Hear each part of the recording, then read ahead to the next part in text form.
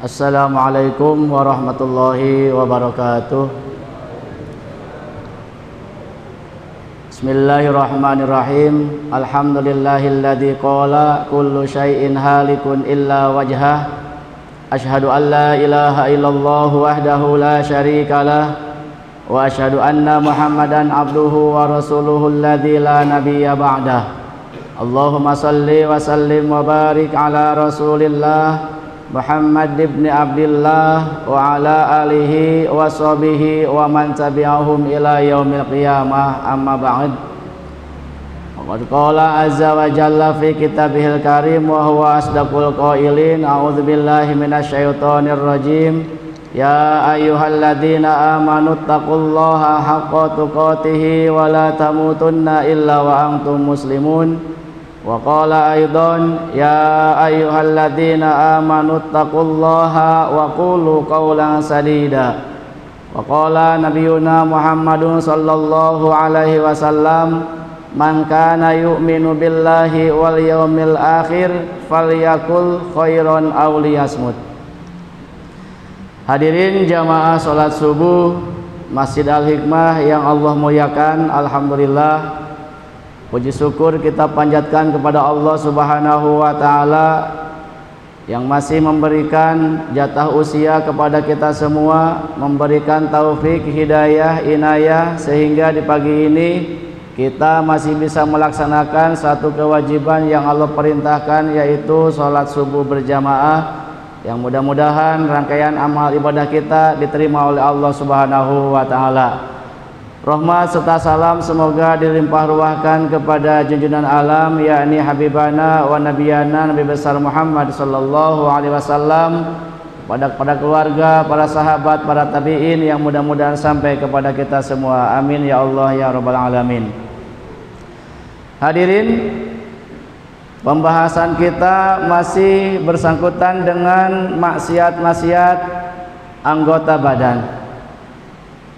Minggu kemarin kita membahas tentang maksiat pandangan, kedua mata. Insya Allah di pagi ini kita akan membahas tentang maksiat yang bersangkutan dengan lidah. Apa yang keluar dari lidah? Yaitu perkataan, ucapan. Di sini dijelaskan wa min ma'asil lisan, dari sebagian maksiat lisan adalah al-ghibatu. Ghibah bahasanya sudah masyhur di telinga kita. Ghibah, apa itu ghibah? Hiya dzikruka akhakal muslima bima yakrahu wa in kana fihi. Yang disebut ghibah itu adalah menceritakan saudaramu yang muslim dengan apa-apa yang tidak disukai, walaupun kejadian memang faktanya seperti itu. Jadi menceritakan aib orang lain, menceritakan saudara kita yang muslim, sekira-kira kalau kita ucapkan orang tersebut tidak enak, tidak suka, walaupun memang faktanya seperti itu. Contoh, tetangga kita ada yang sudah terkenal masyhur bakhil, pelit. Kita lagi duduk berdua dengan teman kita, orang ini lewat.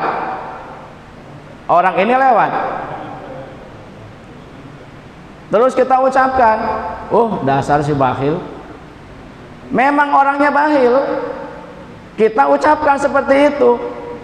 Ini namanya ghibah, dilarang oleh agama.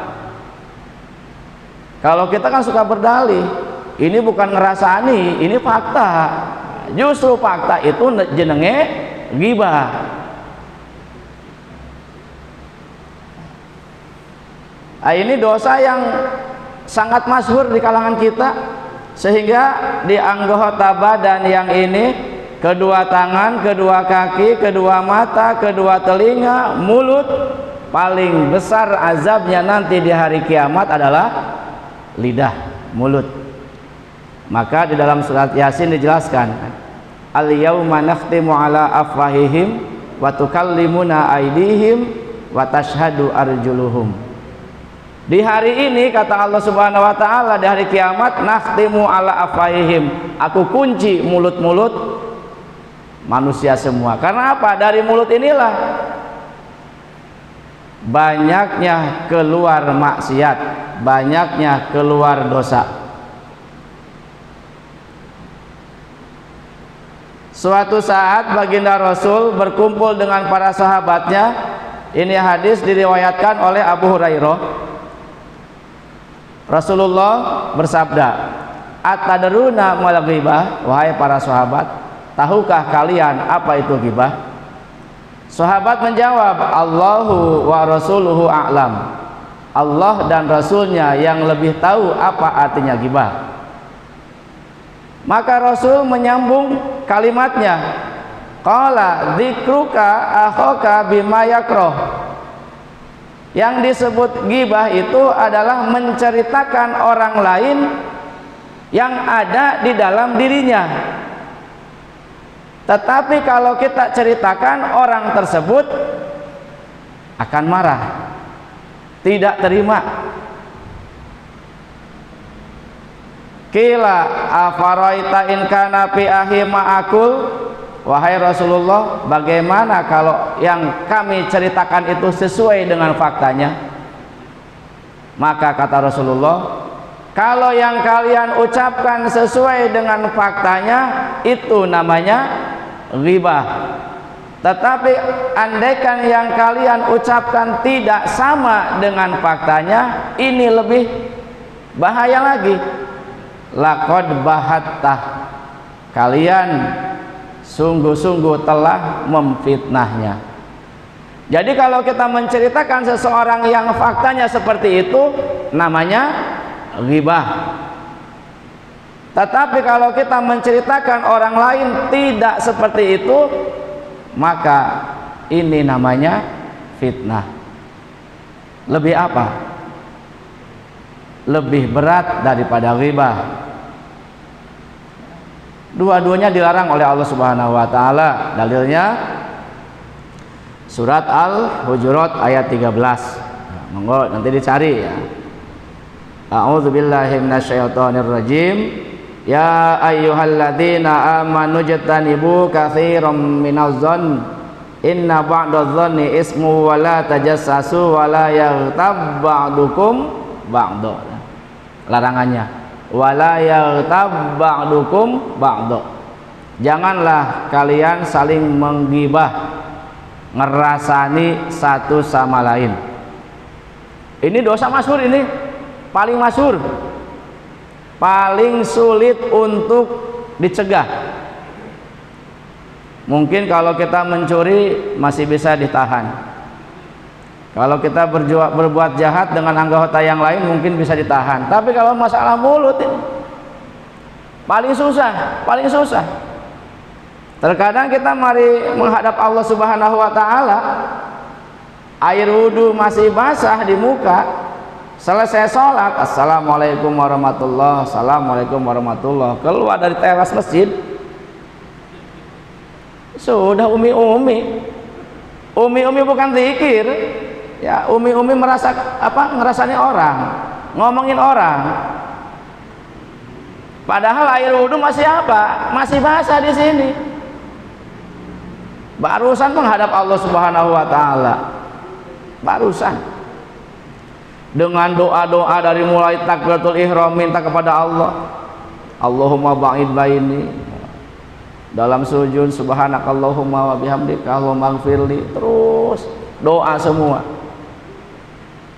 Salam keluar, zikir di teras, tapi zikirnya bukan zikir kepada Allah Subhanahu wa taala, ya zikirnya bikin dosa lagi. Jadi hati-hati kita ini. dosa yang sulit dicegah.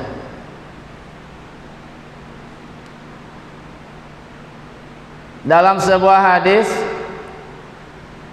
yang diriwayatkan oleh Imam Abu Dawud disebutkan dan Imam At-Tabrani bahwasanya Siti Aisyah, istrinya Rasulullah, pernah menggibah, pernah ngerasani madunya, yaitu Siti Sofiyah. Kata Siti Aisyah, Sofiyah kada takni qasirotan. Dalam perawi hadis menjelaskan bahwa Siti Aisyah itu pernah menyebutkan bahwa Sofiyah itu Sofiyah itu pendek. Ya diomongin lah, biasa kan istrinya kan baginda Rasul kan ada sekian. Terus Siti Aisyah pernah berkata ngerasani madunya, yaitu Sofiyah. Sofiyah itu pendek, qasirotan, pendek, terdengar oleh Rasulullah. Maka kata Rasulullah, laqad qulti kalimatan, wahai Aisyah, sungguh-sungguh. Taukidnya dua, laqad qulti, ada lam, ada qad. Laqad qulti, sungguh-sungguh engkau Aisyah telah mengucapkan satu kalimat, lau muzijat, andaikan ini kalimat dilemparkan ke laut, bima'il bahri, dilemparkan ke lautan, lama jajtahu, maka otomatis ini kalimat akan merubah air laut, saking bahayanya gibah. Jadi satu kalimat yang kita ucapkan bisa merubah air laut yang segitu banyaknya. Artinya apa? Amal ibadah kita yang banyak, sholat kita yang rajin, berbuat baik kita yang banyak, kalau kita masih menggibah, hati-hati, bisa batal. Ini diumpamakan oleh Rasulullah. Siti Aisyah hanya satu kata menyebutkan bahwa Sofiyah itu pendek.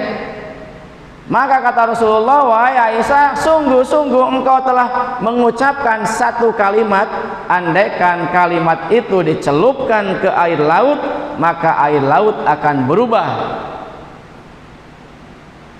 Monggo tafsirkan kalimat ini. Air laut saja yang segitu banyaknya hanya dengan satu kalimat bisa berubah. Apalagi amal ibadah kita yang tidak seberapa. Jadi ini larangan kita untuk menggibah, membicarakan orang lain. Walaupun memang faktanya seperti itu. Ini paling susah. Paling susah.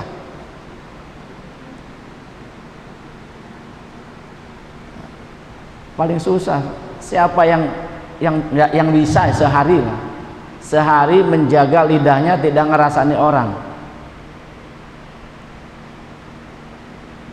Kalau kita sudah mampu seperti itu, ya sangat bagus.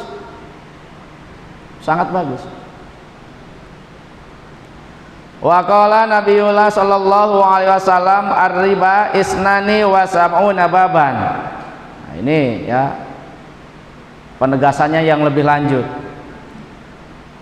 Disabdakan oleh baginda Rasul Muhammad sallallahu alaihi wasallam bahwasanya riba itu ada 72 pintu. Kok nggak nyambung? Tadi gibah, ini ke riba. Nah, ini nanti ujungnya ada. Ar-riba isnani wasabuna baban. Riba itu mempunyai 72 pintu. Ada naha mislu ityanir rajul ummahu.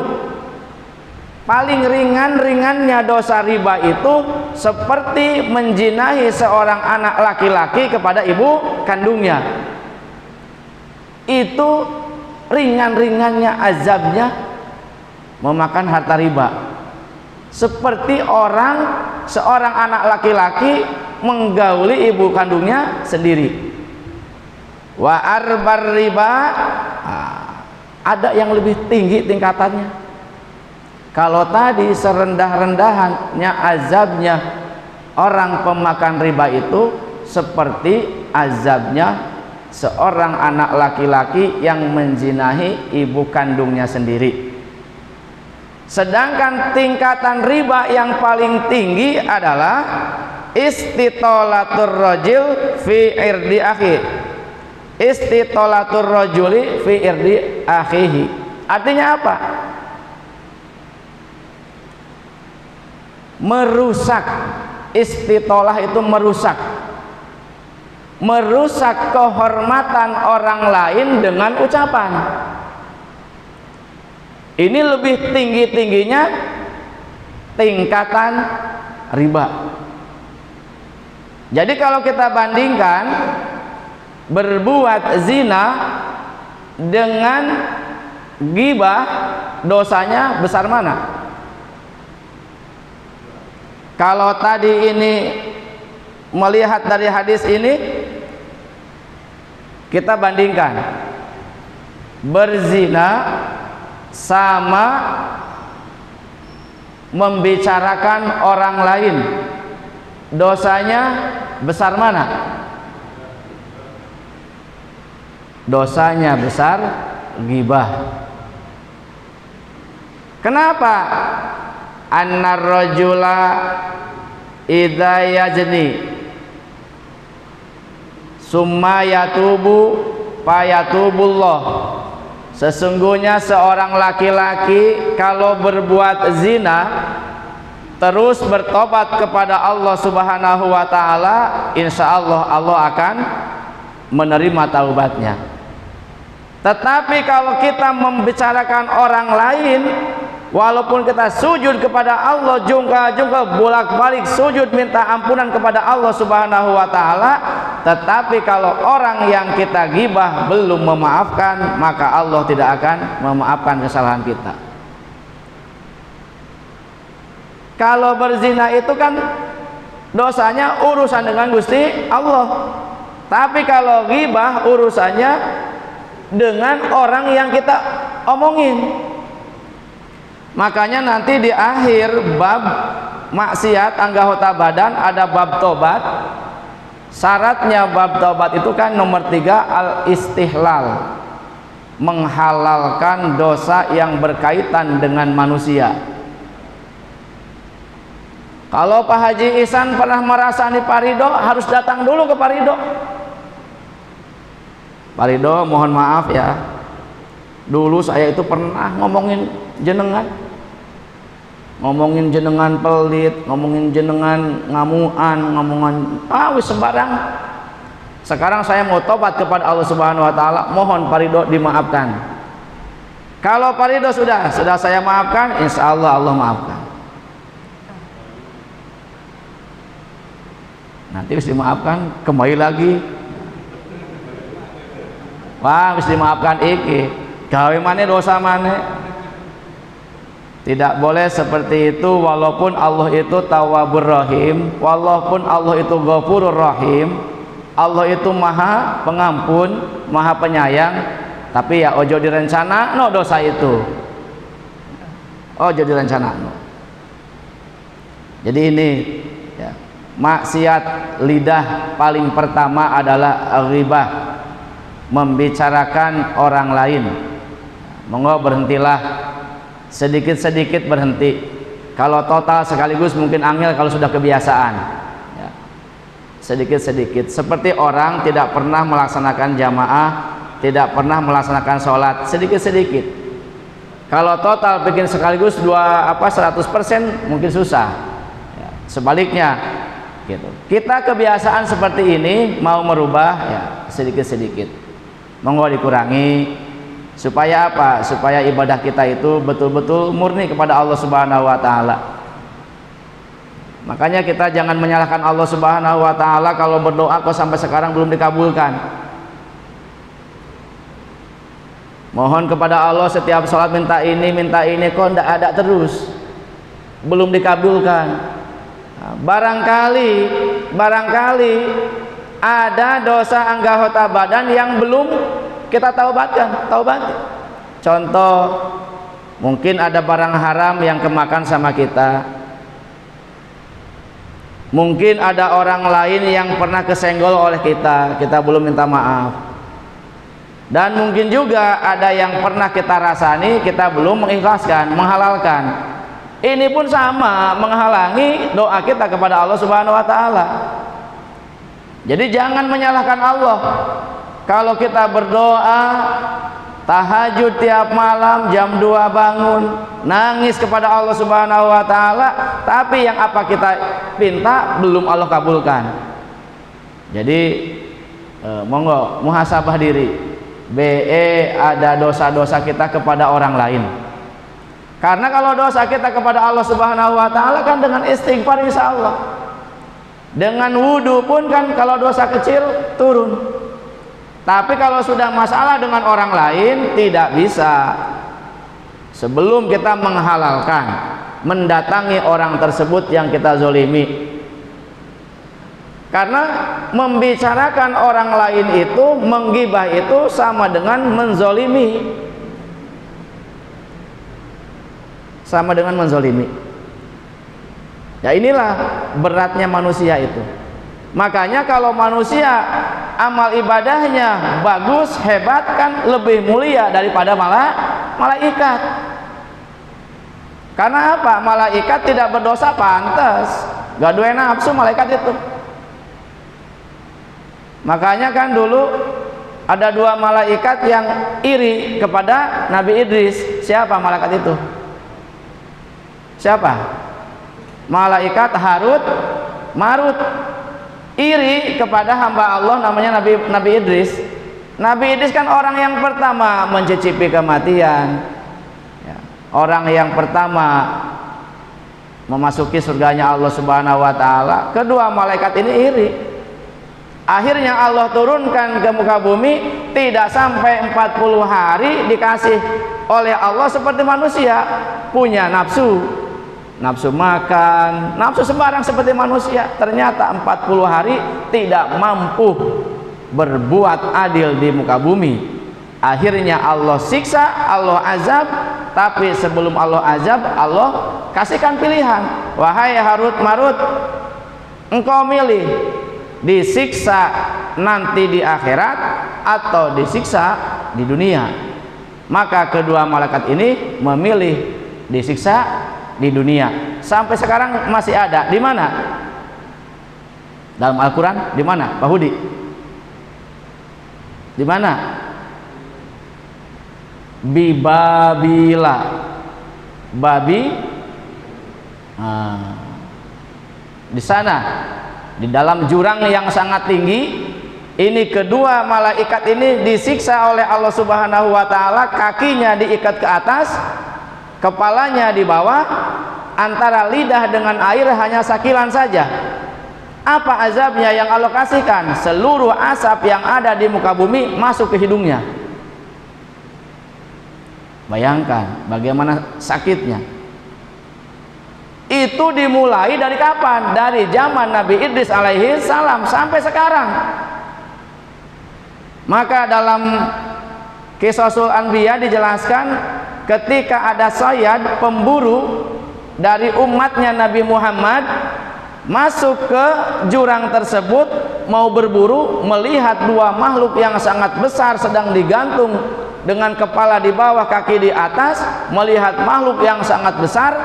Ini sayyad, ini pemburu mengucapkan 2 kalimat syahadat, asyhadu alla ilaha illallah wa asyhadu anna muhammadar rasulullah. Mendengar ucapan ini, kedua malaikat ini wajahnya langsung ceria, langsung bahagia. Kenapa?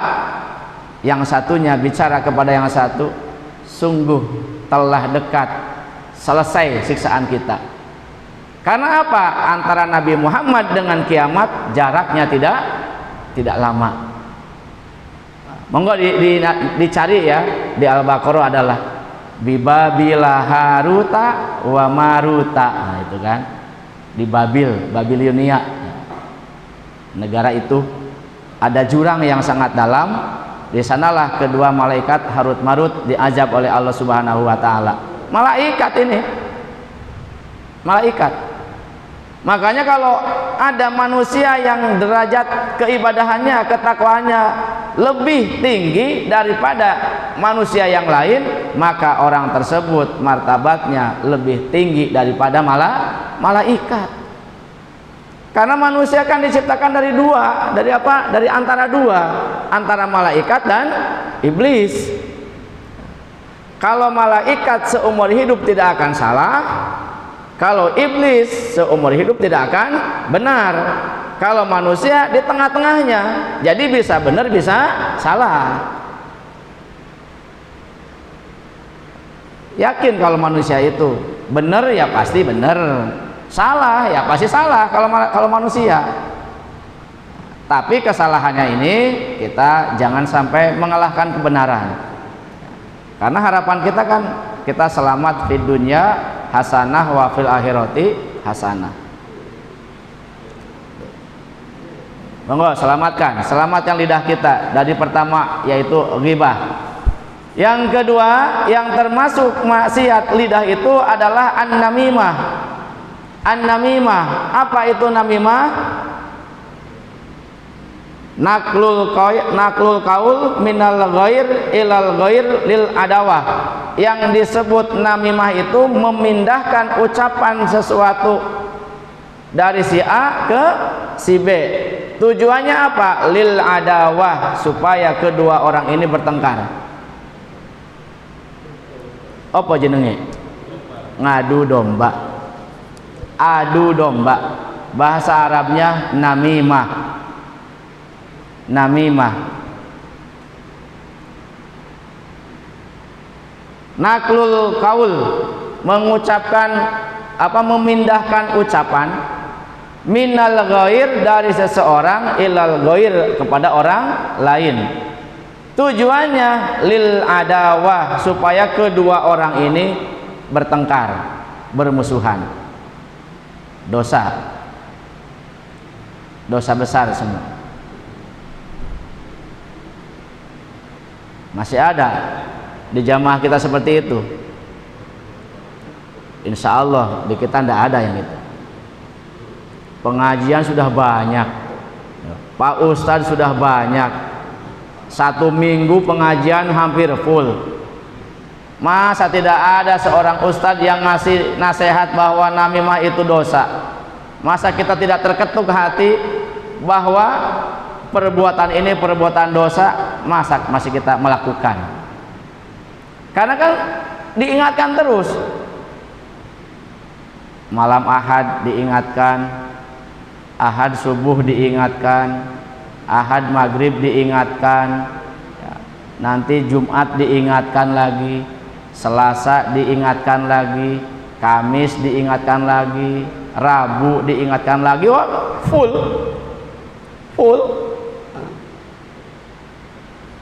Namimah, larangannya tercantum dalam Al-Quran. Surat apa? Nih tak baca. Wala tuti kulla hallafim mahin hammazim masya'im bin namim manna'in lil khairi mu'tadin athim. Surat apa?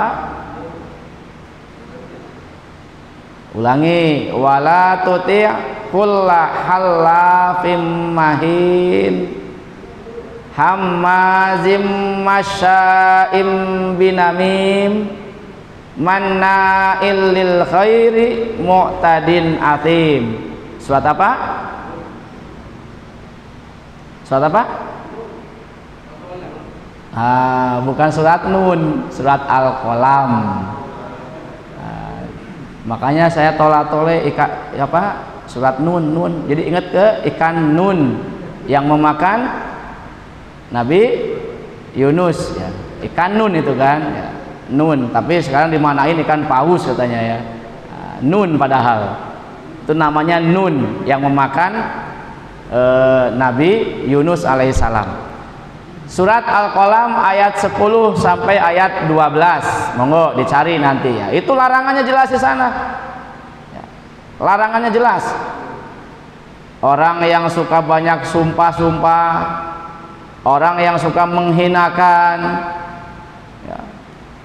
Orang yang suka berjalan untuk memindahkan ucapan-ucapan supaya orang lain bermusuhan, bertengkar, namimah. Orang yang suka mencegah kebaikan, orang yang suka melampaui batas, dan orang yang suka pendusta. Tercantum di surat Al-Qalam ayat 10 sampai ayat 12. Namimah. Qala nabiyuna sallallahu alaihi wasallam la yadkhulul jannata namam.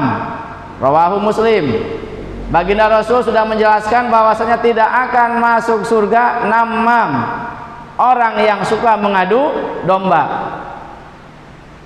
Rawahu Muslim. Hadis ini diriwayatkan oleh Imam Muslim. Kalau kita sudah mendengar dua guru besar Bukhari dan Muslim, hampir 90% hadisnya itu sahih. Kalau sudah imam besar ini yang mudawinnya ini meriwayatkan Al-Bukhari wa Muslim, 99% yakin hadisnya sahih. Jadi kudu takut. Kata Rasulullah, tidak akan masuk surga namam, pengadu domba. Wa qala aidon inna syarron nasi dzul wajhaini. Selanjutnya baginda Rasul bersabda, sejelek-jelek di antara kalian adalah dzul wajhaini, yang mempunyai muka dua. Dzul wajhaini, yang mempunyai muka dua. Artinya bukan mukanya di sini satu di belakang satu, bermuka dua. Paham? Bukan ini satu nanti ada orang yang Allah ciptakan mukanya ada dua, di sini ada, di sini ada. Ada hadis ini kata kita tuh sejelek-jeleknya manusia itu.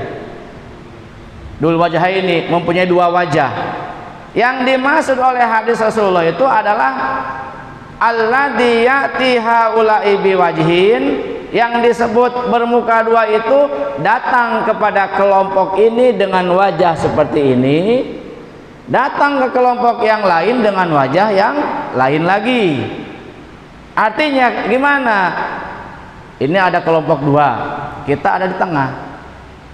Datang ke sini milu nimrung, di sini omong-omongan seolah-olah kita golongannya ini. Datang ke sini, kita masuk ke sini seolah-olah kita golongannya ini. Nah, ini kata Rasulullah tuh sejelek-jeleknya di antara kalian. Paham Pak No? Sepertinya ngowoh-ngowoh tidak paham gitu. Jadi ini kata Rasulullah, sejelek-jeleknya di antara kalian umat Nabi Muhammad, sejelek-jeleknya adalah dzul wajhaini, yang mempunyai wajah dua, muka dua. Jadi golongan ini dia melo lah, nimrung lah, penting ada gorengan melo, ngomong api-api nang kene. Datang ke sini lagi, di sini lagi ngopi-ngopi, melo di sini. Saya golongan kalian, omong-omongan ada kopi di sini. Nah, ini seburuk-buruknya manusia di umat Nabi Muhammad SAW. Ya mungkin di kita tidak ada seperti ini, insya Allah tidak ada, yakin tidak ada. Kalau ada ya bertaubatlah. Kalau ada, tapi insya Allah tidak ada di kita. Al-Hikmah itu bersih suci. Insya Allah tidak ada ya.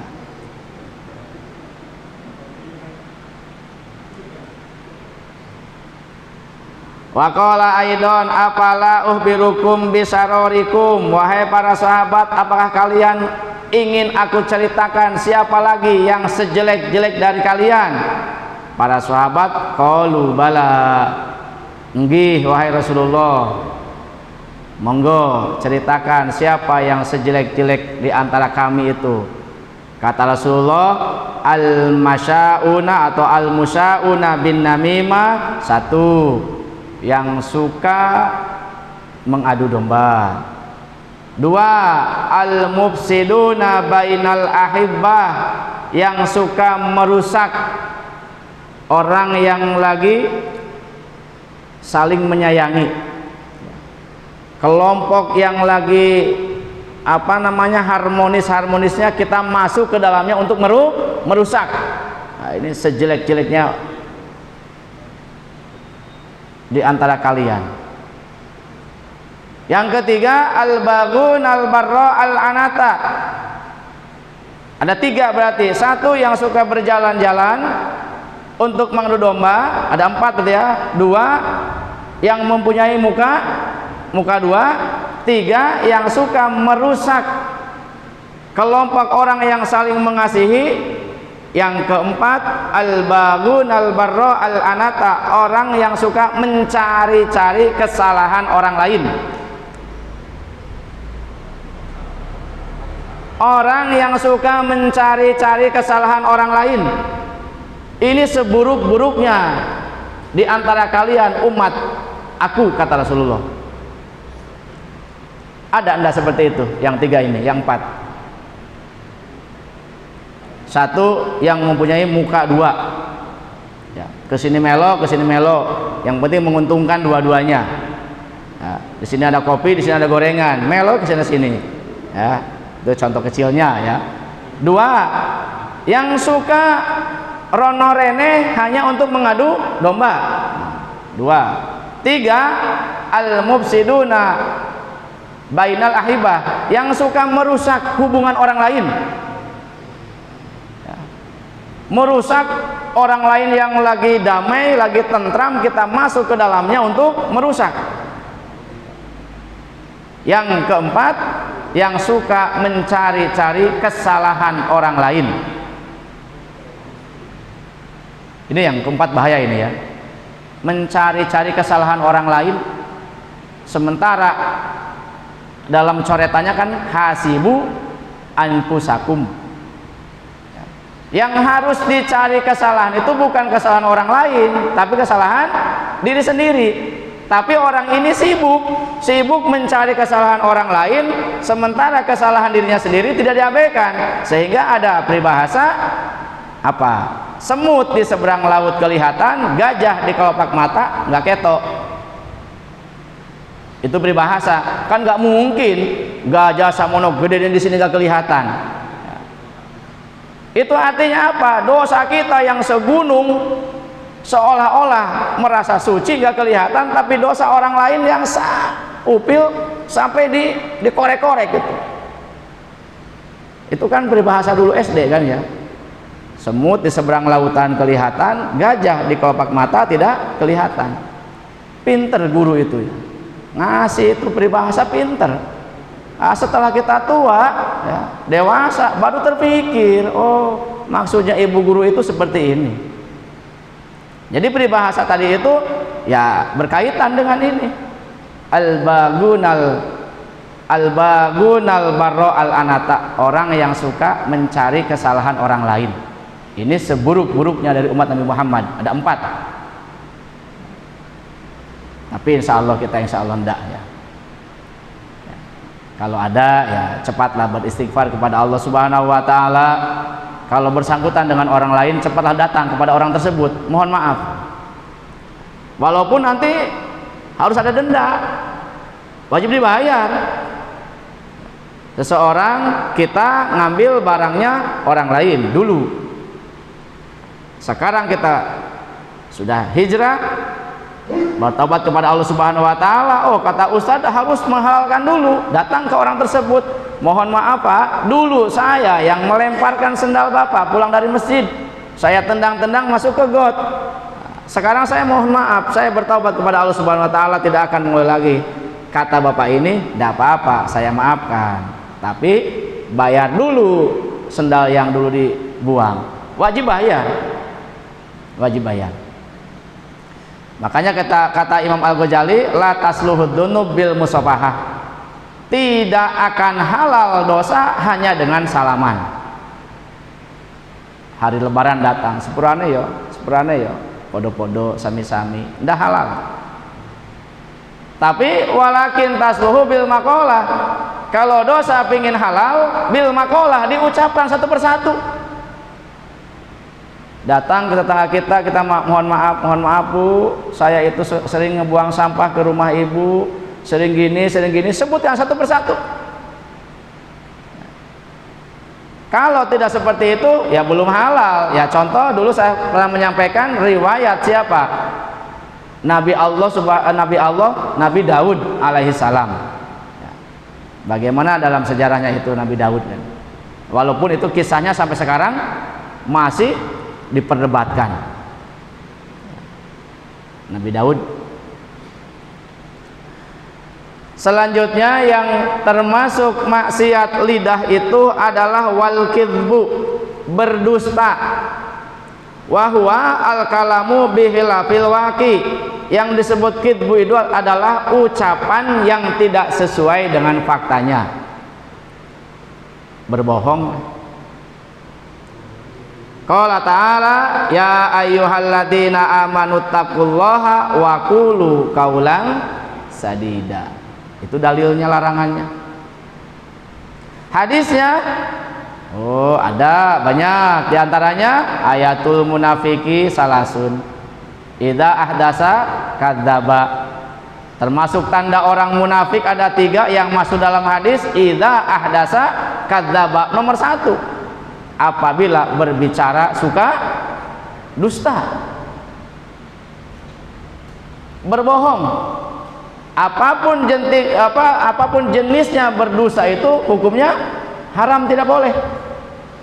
Apakah ada dusta yang dibolehkan? Ada enggak dusta berbohong yang dibolehkan? Ada. Ada berapa? Ada berapa? Ada berapa? 1. Apa?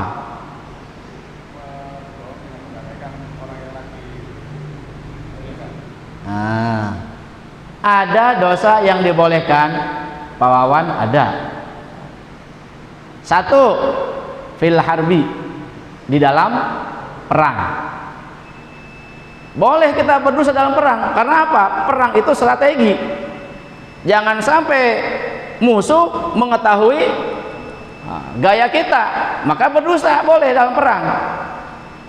Yang kedua, al-islahu bainal adawah, untuk mengislahkan 2 orang, 2 kelompok yang lagi berseteru. Boleh berdusta. Contoh si A sama si B lagi bermusuhan, ya. Bermusuhan lama gak akur-akur, kita masuk ke si A. Wahai A, kata si B itu mau minta maaf, tapi tidak berani. Padahal si B gak ngomong apa-apa. Ini hanya omongan karangan dia saja. Wahai A, si B itu mau minta maaf, tapi nggak berani, malu. Oh iya tah, kata si A itu. Nanti ini ngomong lagi ke si B. Wahai B, sesungguhnya A itu mau minta maaf, tapi nggak berani. Akhirnya 2 ini lemah, akhirnya bertemu islah. Ini berdusta, tapi dibolehkan. Yang ketiga, boleh berdusta qauluz zauz ila zaujatiha. Suami boleh berdusta kepada istrinya. Boleh. Istrinya langsung ngowo semua. Istrinya Pak Agus langsung gini.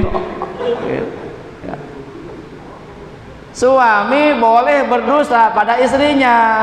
Di mana berdustanya? Gini, ya. Ibunya Musa masak sayur, sayurnya keasinan. Begitu dimakan sama suaminya, bagaimana ya, enak? Enak sekali ini masakan. Padahal ini masakan, pinginnya dimuntahkan, tapi karena sayang sama istrinya berdusta. Sungguh enak ini masakan. Seumur hidup abang baru merasakan ini masakan yang paling enak ini. Dimakan, disantap, begitu istrinya nyingkir, muntah. Boleh itu. boleh suami berdusta pada istrinya untuk membahagiakan seorang istri. Dan sebaliknya wa aksuhu, istri pun boleh berdusta pada suaminya untuk nyenengin suaminya. Kita datang merantau ya, membawa oleh-oleh, pakaian atau makanan. Dari sana, dari perantauan, suaminya kan sudah, ini buat istriku yang tercinta di rumah, dibelikan makanan, kue. Ternyata ini istrinya gak pernah makan kue ini, gak suka makanan ini.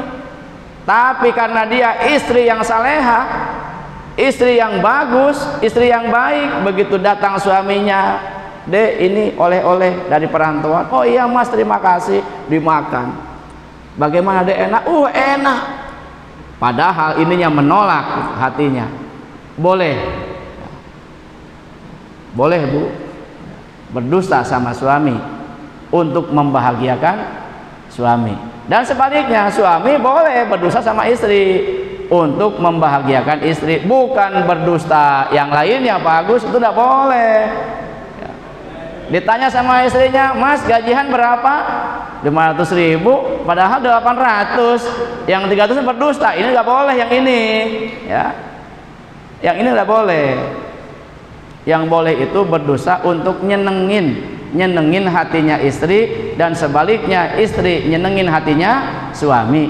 Nah, itu saja ya, itu saja yang bisa saya sampaikan tentang maksiat lidah. Sebetulnya sangat banyak dari sini maksiat lidah, tetapi kita sudah, waktunya sudah habis ya. Apa? Monggo.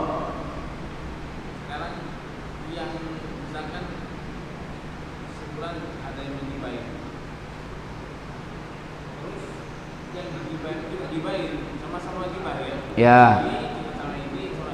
Ya. Dia malah tanya kan, ada nggak orang yang bersangkutan saya gitu ya? Itu gimana Pak? Gini pertanyaannya ya, si A itu menggibah ke si B, terus si B menggibahkan si A. Nah, terus ini datang ke kita bertanya, adakah orang yang ngomongin saya, gitu kan?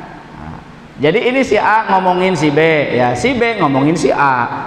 Terus salah satunya datang ke kita, nanya, Mas, ada nggak yang ngomongin saya? Pertanyaannya mungkin gini ya, tugas kita seperti apa gitu? Yang didatangin sama orang tersebut kan nanya sama kita, ya, adakah yang ngomongin saya? Maka untuk jawaban yang terbaik, ambillah yang tadi untuk mengislahkan. Tidak ada gitu, tidak ada yang ngomongin sampean. Oh jemaah dikompori ditambahin, iya ono si iki, wah aku ngomongin ele-eleng ini, wah itu nanti tahris, memprovokasi akhirnya ya. Tidak boleh itu, justru kita tutupi. Ojo disebutkan iya si ini ngerasani kemarin, baru tadi isu-isu ngerasani ngene. Akhirnya yang asalnya cuma ngerasani itu jadi tukaran, jadi gelut ya. Nah, ini memang ini tidak bisa disembunyikan lagi lah. Kalau masalah ghibah itu merata ya. Jangan-jangan ustaznya juga seperti itu ya. Nanti ustaznya lagi selama gini, oh di sana itu ada seorang itu namanya ini, nah, itu kan nggak kerasa, itu sudah apa? Sudah ghibah itu ustaznya juga. Ya. Jadi itu ya, tugas kita ya islahkan. Berdusta untuk kebaikan boleh ya. Walaupun memang ada yang ngerasani ya, bilang saja tidak ada, supaya orang ini tidak semakin menjadi ya. Nah, tugas kita ya seperti itu. Dan apa namanya, kalau sudah pernah kita berbuat zolim kepada orang lain, cepatlah mengislahkan, cepatlah menghalalkan. Karena gini kata Rasulullah, la yahilu li muslimin ayahjura ahahu fawqa salas.